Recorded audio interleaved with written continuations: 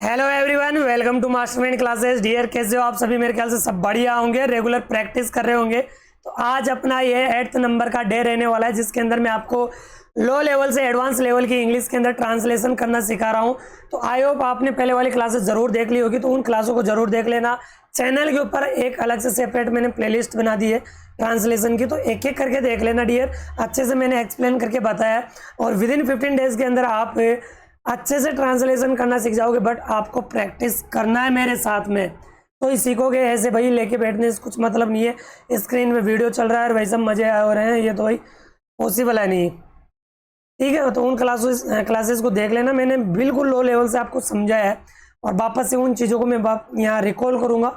और याद रखना, पेन कॉपी साथ में लेके बैठना और ग्रामर वाली जो मैं यहाँ पे चीज़ें बताऊँ ना, तो उनको नोट डाउन करते हुए चलना है। ठीक है डियर, स्टार्ट करते हैं। वीडियो को बिल्कुल भी स्किप नहीं करना। चैनल पे नए हो तो चैनल को सब्सक्राइब जरूर कर लेना। तो देखिएगा, वेयर आर माई ग्लासेस। देखो, ग्लासेस का मतलब होता है चश्मा,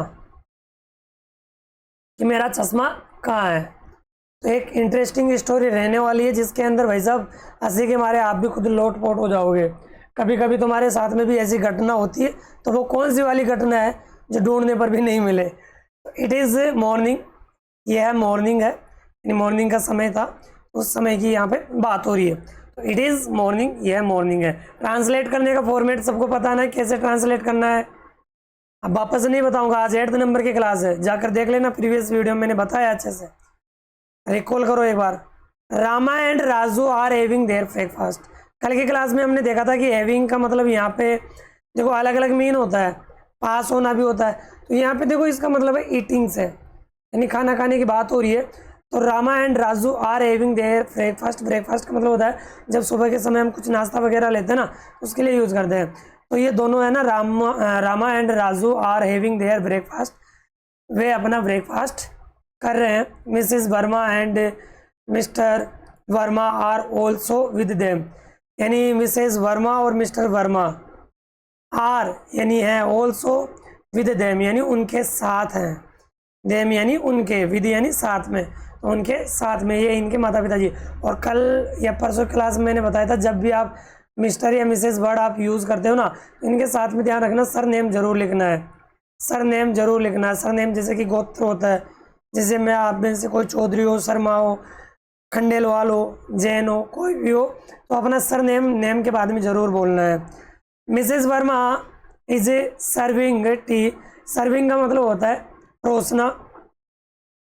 तो Mrs Verma is serving tea and Mrs Verma has a newspaper in his hand.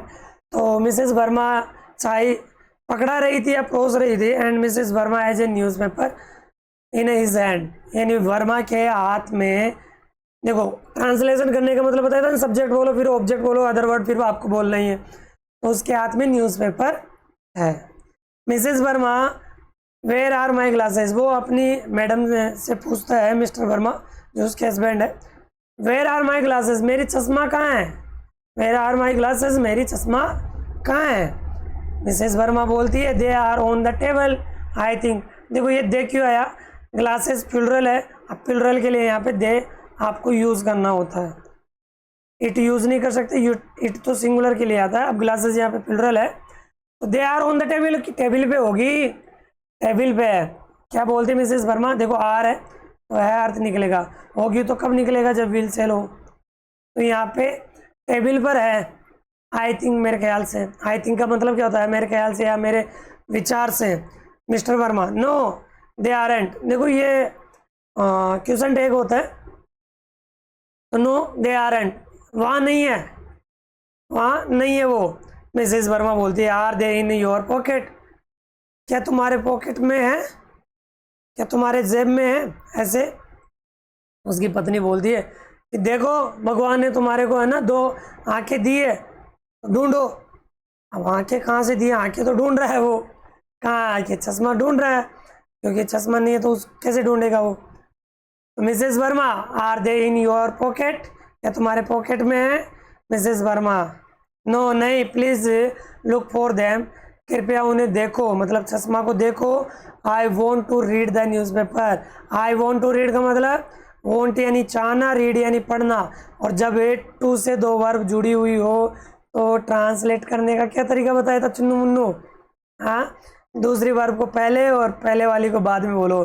तो मैं न्यूज़पेपर पढ़ना चाहता हूँ, मैं अखबार पढ़ना चाहता हूँ। ठीक है डियर, समझ में आ रही है? अगर समझ में आ रही है ना ये चीज़ें, तो एक बार वीडियो को लाइक करो और शेयर करो दबा के। आगे बोलते Mrs Verma is going into the bedroom. Mrs Verma अब अपने बेडरूम में जा रही। इनटू प्रीपोजिशन आया, जब बाहर से अंदर के लिए जाते हैं ना, तब इनटू प्रीपोजिशन का हम यूज़ करते हैं। आई होप यहाँ तक क्लियर है सभी को। ये देखो, ये रही मिसेस वर्मा और ये रहे मिस्टर वर्मा, जो डोबा है एक तरीके से। अब डोबा कैसे, अभी आपको बताऊंगा, हंसी आएगी। नेक्स्ट आगे देखो, ये रहा देखो ब्रेकफास्ट की कुछ ग्लोसरी। मील ऑफ मॉर्निंग यानी सुबह का जो भोजन होता है उसके लिए हम ब्रेकफास्ट यूज करते हैं। ग्लासेस का मतलब स्पेक्टेकल्स यानी चश्मा। आगे कई लोग चुश्मा बोलते हैं, चुश्मा चुश्मा नहीं होता। Mrs Verma they are not on your bed. Mrs Verma बोलती है कि तुम्हारे बेड पर भी नहीं है, तुम्हारे बेड पर भी नहीं है।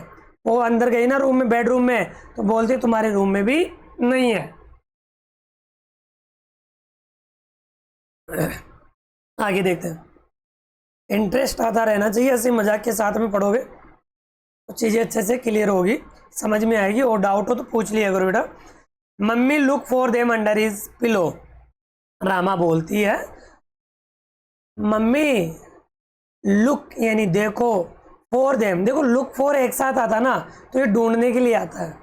ये एक फ्रेज होती है लुक फॉर, इसका मतलब होता है ढूंढना। तो ढूंढो माँ, देम यानी उन्हें, अंडर यानी नीचे, हिज पिलो, ये हिज किसके लिए है? पिताजी, पिताजी के लिए आया है। तो उनके तकिए के नीचे देखो माँ। Raju mummy are not they on the dressing table.